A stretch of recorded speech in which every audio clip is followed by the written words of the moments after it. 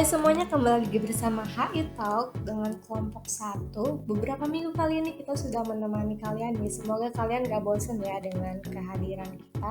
Nah, untuk tugas kali ini kita udah nyampe di topik pembahasan yang terakhir nih, yaitu seperti biasa kita membahas kerjasama internasional. Namun di minggu kali ini kita membahas mengenai kerjasama internasional di bidang kesehatan.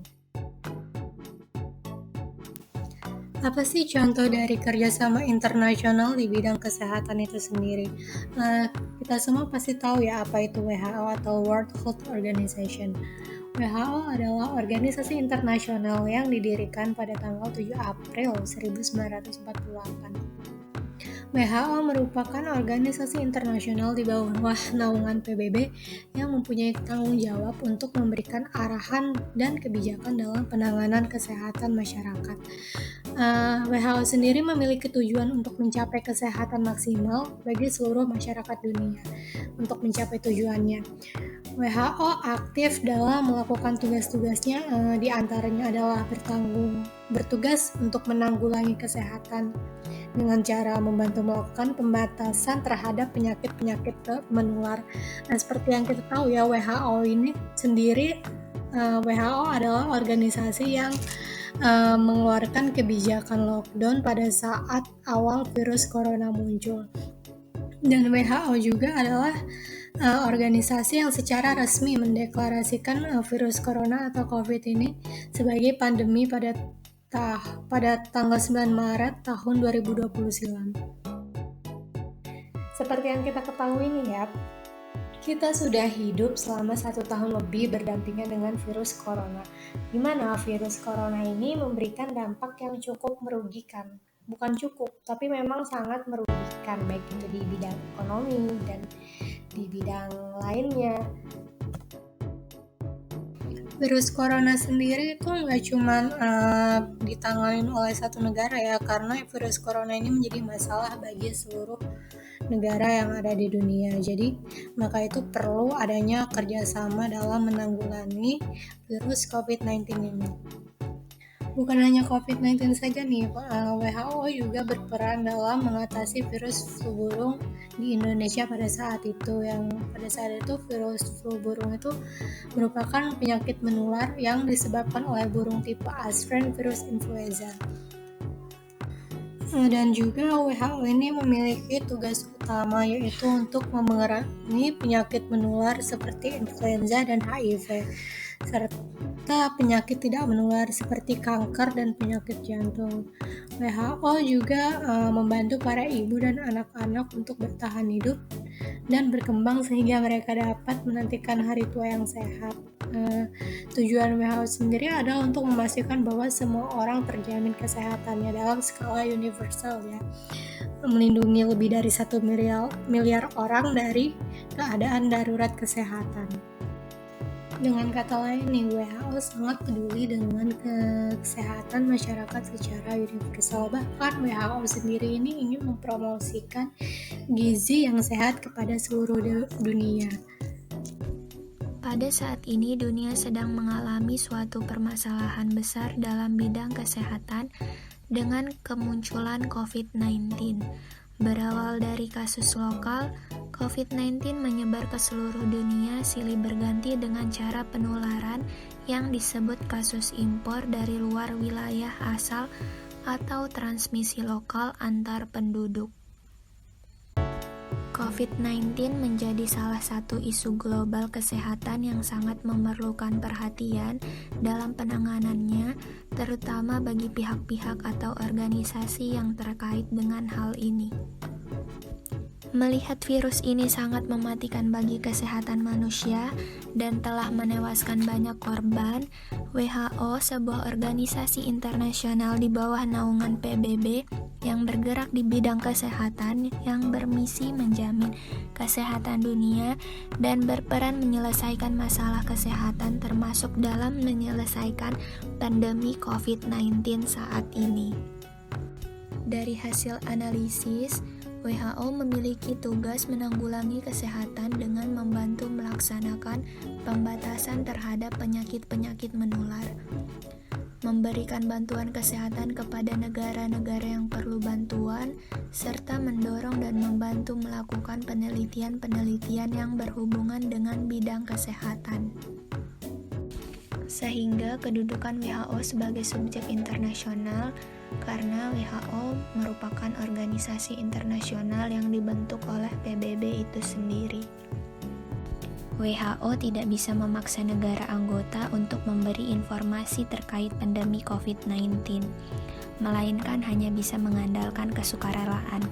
WHO terus menghimbau agar penanganan COVID-19 di semua negara harus komprehensif, dimulai dari mencuci tangan, sesering mungkin, menjaga jarak, dan menerapkan etika batuk dan bersin. WHO bersama mitra-mitra kerjasama yang terdiri dari negara donor lembaga penelitian dan industri telah mengembangkan sebuah WHO Blueprint on COVID-19 atau cetak biru penelitian pengembangan WHO untuk COVID-19. Sebagai bagian dari tanggapan WHO, blueprint ini diaktifkan untuk mempercepat diagnosis dan bertujuan untuk meningkatkan koordinasi antara ilmuwan dan profesional kesehatan global dan mempercepat proses penelitian dan pengembangan. Selain virus COVID-19, ada lagi penyakit menular yang pernah diatasi oleh WHO sebelumnya. Seperti yang kita tahu, penyakit itu adalah HIV/AIDS. Indonesia sendiri merupakan salah satu negara yang bergabung dengan WHO sejak tahun 1950. Bagaimana WHO mengatasi atau mengatasi penyebaran dari wabah virus HIV ini sendiri, terutama di Indonesia?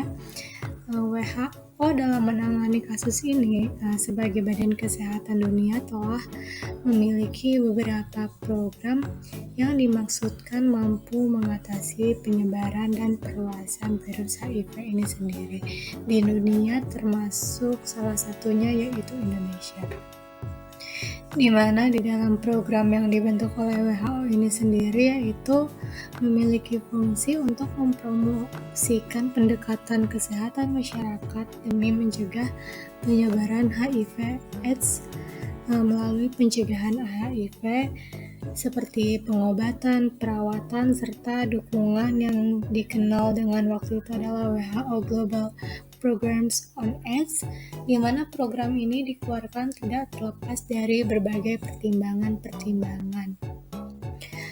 Di mana salah satu pertimbangan dari dikeluarkannya program ini adalah AIDS ini telah menjadi masalah internasional ya, yang penyebarannya pun menyeluruh atau yang biasa kita sebut pandemi seperti virus COVID-19 sekarang ini juga, yang telah dianggap sebagai darurat bagi seluruh dunia.